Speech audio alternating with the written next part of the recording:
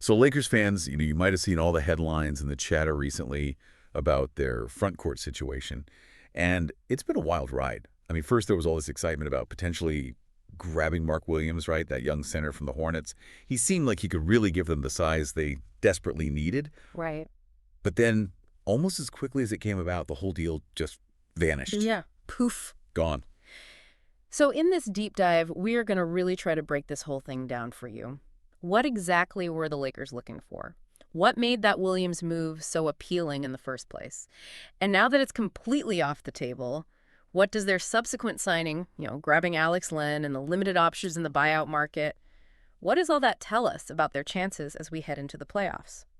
We've been looking closely at this analysis from Lakers News YouTube channel, and they've got some really interesting insights. Yeah, they really do. Think of this as like we're doing the heavy lifting for you, sifting through all that noise and all the opinions out there to pull out the really important pieces and give you the information you need. Exactly. We're going to start with what was so glaringly obvious, that need the Lakers had, right? We'll trace that short-lived hope that came with the Williams thing and then really look at where they are now, the reality of their roster, and what talent's actually available. We're going to look at what all of this means as the postseason gets closer and closer. Buckle up, folks. All right. So let's set the stage here. Let's go back to the Lakers' front court situation before all this drama unfolded. I mean, it was pretty clear they needed some serious help inside. Oh, yeah, absolutely. And the YouTube analysis we're looking at really emphasizes that. They talk about how that initial attempt to snag Williams, which ultimately failed, left the Lakers in a scrambling mode. I mean, that really gives you a sense of a team that knew they had a major problem to fix. It really does. And it's interesting to think about, what weaknesses specifically did that failed trade highlight? Because it seems like they were really zeroing in on immediate size, right? And hopefully some of that young potential, someone to build around. Then you see them quickly sign Alex Len, the veteran, and it suggests to me that they knew they couldn't waste any time. The YouTube channel describes Len as a stopgap solution, and I think that's a really important way to look at it. He brings some much-needed size, for sure, maybe a bit of rebounding help, and he can offer a little something on defense inside. But let's be real. Yeah. He's not going to be a game changer. Not at all. And the analysis was pretty blunt about that, too, saying that Len's likely a 10 to 15-minute contributor at best. I mean, that's not a huge impact. Not at all. And when you look at their depth chart at center, Mm-hmm. the other guys they have, it really makes sense why they were chasing a move like that Williams traded so hard. For sure. Right now, Jackson Hayes is their only other player under contract who's a real true center. Yeah. The YouTube commentary uses this phrase, and it's kind of scary.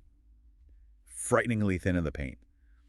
I mean, that tells you everything you need to know about how shaky their situation is. No, it really does. And connecting this back to why Williams was so appealing, it probably wasn't just about getting help right this second, Yeah. He represented something more, a potential long-term solution, Yep. someone who could develop with the team and address a need that's not going away anytime soon. So with that option suddenly shut down, the focus naturally shifts to what's left, right? That open roster spot they have and whatever talent might be floating around out there in the buyout market. And the YouTube channel calls this a golden opportunity, but as we'll see, it's looking like there's not much gold to be found. Yeah, it's slim pickings out there. And that brings us to the most baffling part of this whole story, the sudden collapse of the Mark Williams trade, is what happened. The YouTube analysis lays out the whole timeline. First, you have the initial reports that they got him. Exciting news, right? Huge. Yeah. Huge. Then, boom, out of nowhere, the news drops that it's off. And then there's that now infamous phone call from Rob Pelinka, the Lakers GM. Williams himself seemed completely caught off guard by how this all played out. Absolute blindsided. Blindsided. And what really stuck out to me, and this is something listeners should pay attention to, is Williams' own words. He said flat out, I didn't think I had failed my physical.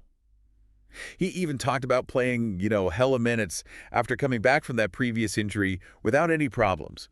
This throws a big wrench into the idea that he flunked his physical, and that's why the trade fell apart. Oh, totally. It's not that simple. Right. If it was an open and shut failed physical, why wouldn't they just come out and say that, right? It just doesn't add up. Exactly. And he even mentioned feeling flawed based on what his agent told him, but he was adamant that it wasn't from the physical exam itself. It's murky. The YouTube analysis emphasizes that all his past injuries were fully healed and that he was supposedly, quote, at 100% ready to contribute. So you have a player who genuinely believed he was joining the Lakers, ready to play, and then boom, rug pulled out. And that takes us right to the million-dollar question. Yeah. If it wasn't a failed physical, what on earth made the Lakers do a complete 180? Williams himself said, and I'm quoting here, "I don't know what went into that decision. I think that's up to them for now." Like, he's just as clueless as the rest of us. Yeah. And as the YouTube commentary points out, the Lakers not saying anything just makes it even more suspicious, you know? Oh, yeah, the silence is deafening. It's fueling all kinds of speculation. Totally. Adds to the intrigue, for sure. Absolutely. So let's talk about the consequences of this whole debacle. They changed their minds, and now they've got very few options left. The YouTube analysis throws out a couple possible explanations for why the Lakers backed out. Maybe there were lingering medical concerns that weren't clear-cut failures, or maybe they just completely reevaluated their roster strategy. I don't know. But the bottom line is, Right. we still don't know the real reason. And don't forget the logistics of all this. They needed to open up a roster spot to sign anyone new. So they waived Christian Wood, who was injured, to make room for Alex Len. Right. That move just shows how desperate they are for healthy bodies in their front court right now, you know? And then when you look at who's available in the buyout market, the YouTube channel doesn't sugarcoat it. They call it painfully thin at the center position. The guys who are out there are mostly just decent role players, not the kind of game-changing talent the Lakers are probably hoping for. It's like trying to find a diamond in a junkyard. Exactly. And one name that's been thrown around a lot is Mo Bamba. The YouTube analysis calls him a familiar face, because he played with the Lakers before. But their assessment is not exactly glowing. Not at all. They basically say he's a fringe rotation player at this point, and that his value has really taken a hit. And the numbers back that up. The analysis points out that he averaged fewer than 16 minutes per game this season. Oof. I mean, does that sound like the guy who's going to solve their big man problems? I don't think so. The YouTube analysis even calls this potential move, quote, a nostalgia move at best, not a solution. Ouch. Yeah, it's telling that they had a chance to get Mark Williams, who's younger and has a lot of potential, and now they're stuck looking at guys like Bamba. Right, guys who the YouTube channel describes as fringe role players who won't shift the balance of power in the Western Conference. That's a huge difference. Oh, totally. Night and day. And the YouTube analysis pulls no punches when it comes to the potential fallout from all of this. They call the failed Williams trade, quote, not just a bad look for the Lakers, it's a crisis that could have lasting consequences. I mean, that's pretty strong language, isn't it? Yeah, it is. But it makes sense when you think about the pressure they're under. They're trying to win a championship, and this whole thing has really backfired. For sure. The YouTube channel basically says that the gamble they took at the trade deadline has backfired spectacularly, and that they could be woefully unprepared for the grueling playoff battles ahead. Think about it. They had a chance to grab Williams, who could have been their answer for years to come, and now they're stuck hoping for a miracle in the buyout market. And hoping for a miracle with a bunch of guys who are, let's face it, not that great. The YouTube commentary is pretty brutal, saying that this isn't how a championship caliber team should be operating. Not at all. They knew they had this big weakness, and they didn't fix it when they had the chance. That's a huge problem. And the urgency in their analysis is palpable.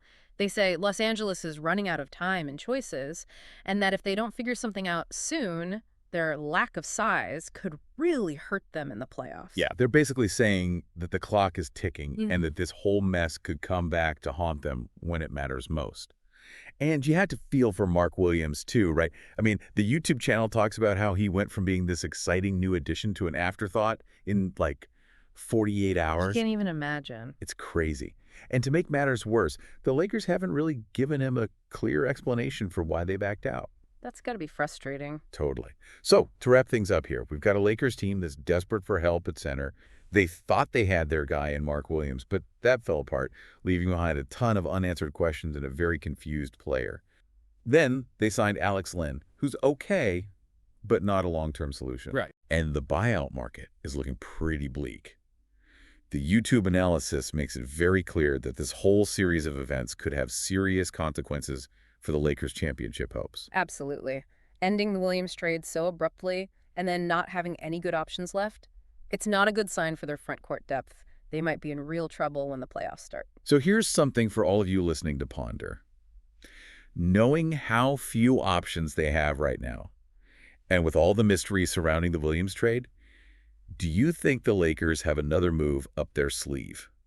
Could they still pull something off to fix this huge problem they have in the paint? It'll be very interesting and maybe a little nerve-wracking for Lakers fans to see how this all plays out as the season goes on. No doubt. This is far from over. Definitely not over. No. Thanks for joining us for this deep dive. We'll be back soon with more Lakers analysis. See you then.